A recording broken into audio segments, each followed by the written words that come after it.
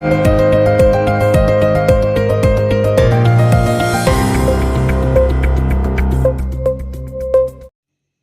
গণঅভ্যুত্থানে আহত ছাত্রছাত্রীদের সম্মানে সেনাবাহিনীর ইফতার ছিলেন না নাহিদ সার্জিসরা। ঢাকা সেনানিবাসস্থ সেনা মালঞ্চে জুলাই গণঅভ্যুত্থানে আহত ছাত্রছাত্রীদের সম্মানে ইফতার ও নৈশভোজের আয়োজন করে বাংলাদেশ সেনাবাহিনী। বাংলাদেশ সময় রবিবার সন্ধ্যায় ইফতার মাহফিলে সেনাবাহিনীর প্রধান জেনারেল ওয়াকারুজ্জামান এসবিপি ও এসটিপি পিএসসি জুলাই গণঅভ্যুত্থানে আহত ছাত্রছাত্রীদের সাথে কুশল বিনিময় করেন এবং তাদের খোঁজ খবর নেন। ইফতার মাহফিলে জাতীয় নাগরিক পার্টির কোনো নেতাকে দেখা যায়নি।